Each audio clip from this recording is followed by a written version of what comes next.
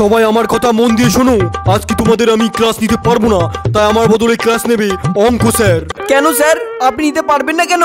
কোথায় যাবেন? ওই মানে কোথাও যাবো না রে, ওই আমার একটু আমাশা আমাশা ভাব হয়েছে। ভাই স্যার আজকে রূপা ম্যাডামের সাথে দেখা করতে যাবে, বুঝলি? স্যার আপনি বলে আজকে রূপা ম্যাডামের সাথে দেখা করতে যাবেন ওর জন্য? আরে না না না, সেমন কিছু না, তুই এদিকে আয়, তোকে আমি ভালো করে বুঝিয়ে দিচ্ছি।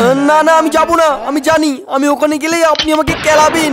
আরে না না, তোকে কেলাবো কেন, তোমার প্রিয় স্টুডেন্ট না। ঠিক আছে স্যার, বলুন আমাকে আপনি কি বোঝাবেন? হতচ্ছাড়া, পড়াশোনার নাম গন্ধ নেই, তুমি এখানে প্রশ্ন নষ্ট করছো, যা। স্যার আপনি আমাকে মানলেন, আমি আপনার প্রিয় স্টুডেন্ট বলে এইভাবে কাশি ডেকে নিয়ে এসে এমন ভাবে কেলালেন। এবার তো তোকে কেলালাম, পরের বার মেরে সেটার কাট খুলে দেবো। আর তোদেরকে বলছি, আমি যদি এসে শুনেছি তোরা বাথরুমে মেরেছিস, তাহলে তোদের সব কটাকে গার্লস স্কুলের সামনে ন্যাংটা করে দাঁড় করিয়ে দেবো। আরে আস্তে আস্তে, বেশি উত্তেজিত হলি তোদের পড়াশোনা কাম্বা করে সবাই অঙ্ক বই বের করো। ভাই খেচা আজকে অঙ্ক বই নিয়ে আসিনি, বুঝলি? সুরে লালটু পুলটু আস্তে কথা বল, স্যার শুনে ফেলবে। সব বই তো একই মোলার, বাংলা বই বের করে তুই। খেসা, তোর অঙ্ক বইটা এদিকে নিয়ে আয় তো। এবার আমি কি করব?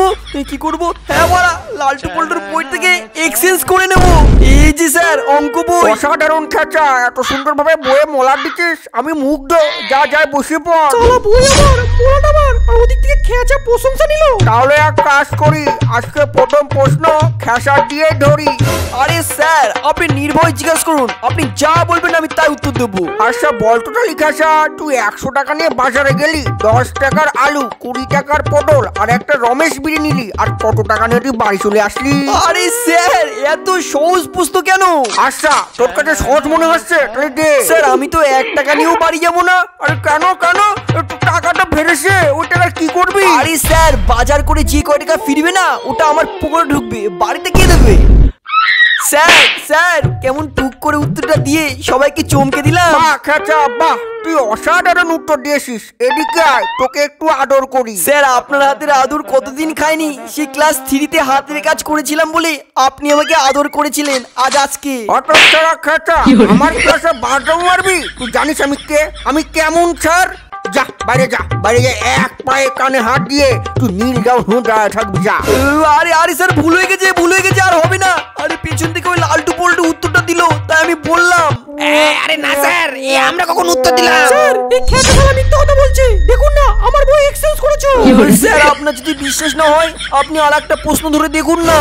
ঠিক আছে বলতো, 1 লাখের একের পিছনে কয়টা শূন্য থাকে? আরে স্যার এত সহজ প্রশ্ন, এক্ষুনি বলছি। ভাই 100 টাকার পিছনে কতগুলো শূন্য থাকে তাই বলতে পারে না, উনি আবার 1 লাখ বলবে। আরে ভাই চুপ কর না, মজা, দেখ এবার কি হয়। এই গাড় মেরেছে, এইবার আমি কি করব? সব তো গুলিয়ে গেল।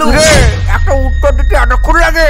এই না বড় বড় কথা বললি যে এত সহজ প্রশ্ন, কোথায় উত্তর? দূর বাড়া, আপনার জন্য ভুলে গেলাম, চুপচাপ দাঁড়িয়ে থাকুন না, আপনার উত্তর পেলে হলো। স্যার এই খেজা ফালতু টাইম নষ্ট করছে, একে এক পায়ে নীল ডাউন করে দিন। 10 টাকার পিছনে একটা, 200 টাকার পিছনে দুটো, তার মানে দূর শালা, আর কতক্ষণ লাগবে? এই তো স্যার, এই তো পেয়ে গেছি।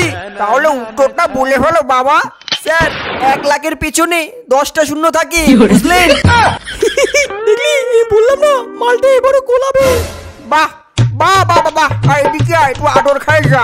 দেখলেন তো, আমি বললাম না, আমি কিন্তু স্যার বাইরে গিয়ে নীল ডাউন ফিল ডাউন হতে পারবো না, বলে দিলাম। অত সারা অঙ্ক স্যারের সাথে ফাঁসলামি, হ্যাঁ? যা বাইরে যা, এক পায়ে না, কোনো পা না, বিনা পায়ে তুই নীল ডাউনে কানে হাত দিয়ে দাঁড়িয়ে থাকবি যতক্ষণ না স্কুল ছুটি হচ্ছে। আরে কি গো খেচাদা, এখানে হা করে দাঁড়িয়ে আছো কেন? যাও। খেচাদা আমাদের সাথে পাঙ্গা নিলে তোমার এই হালই হবে। সুরে বা লালটু পল্টু, তোরা একবার বাইরে চ, তোদেরকে মেরে সেটার কাট খুলে দেবো। অত সারা খেসা, তুই আমার ক্লাসে গালাগাল দিবি? আরে না স্যার, আরে যাচ্ছি